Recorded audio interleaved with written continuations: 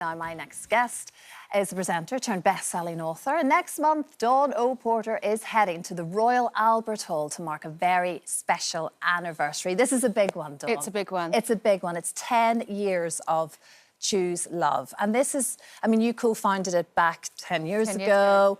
And it's become a real personal passion project. And sadly, a lot of the world needs a lot of help right now. Well, a bunch of friends just out for a Sunday lunch were like, why isn't anyone doing more to help the people in the camp in Calais? That's just how it started. And I don't know about you when I have lunch with the girls, but we come up with lots of ideas that never come into fruition. But for some reason, we did it, and we got truckloads of supplies and sent them all off. And as we're kind of waving them off, we're thinking, well, we can't stop there. And then 10 years later, we've raised upward of £120 million for displaced people all over the world. But this is our 10-year anniversary, so we're throwing a party. Yes, a big, big party. Yeah. So what's in store? So it's a fundraising gala at the Royal Albert Hall, which I think is such an iconic venue, which, if you've never been to an event there, this could be your chance, because it's so beautiful.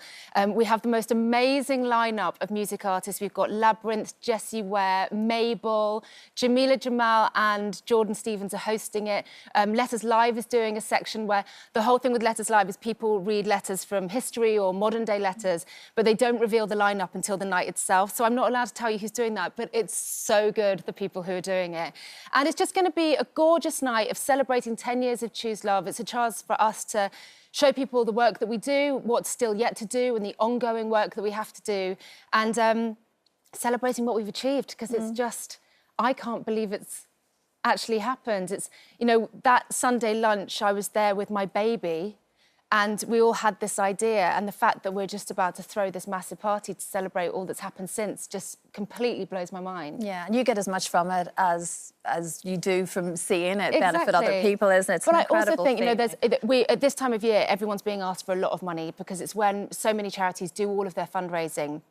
And so what we thought was, if you buy a ticket, that goes to the cause, and then you get to have a great night. So you get something from it, and it's, like I said, the lineup is so great. So, you know, find tickets online and come to us. Very good. So your children are not, like, did you say 10? 10 and 8, yeah. Oh my, so you don't have to maybe worry so much about Halloween trick-or-treating tonight, do you? I do. You do? Are they still full on into it? Are you a Halloween person? I'm a Halloween Scrooge.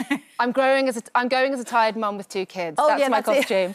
And I don't know. We lived in America for a long time, where Halloween is huge. Well, I was just about to say, you must have really lived it for such a long time. Well, I remember when I first moved there, and I didn't even realise Halloween was approaching, because it's just not on my radar, and a skeleton just cycled past me, and I was like, everyone's gone mad. And so the thing for Halloween with me is, it's really fun. I love to see my kids experiencing joy, blah, blah, blah. But it's also knocking on strangers' doors, the biggest sugar rush you've ever seen, and weeks and weeks and weeks of trying to say no more, no more. But it is very cute. But I've told them this year that they have to... I didn't want to spend money on costumes, so they've had to go to their rooms and create a costume. Yes. And so Valentine is going as someone who went on holiday to Hawaii and turned into a zombie. That's creative. That's what it is. See, they've got their creative minds. Yeah, we clearly know where that comes from.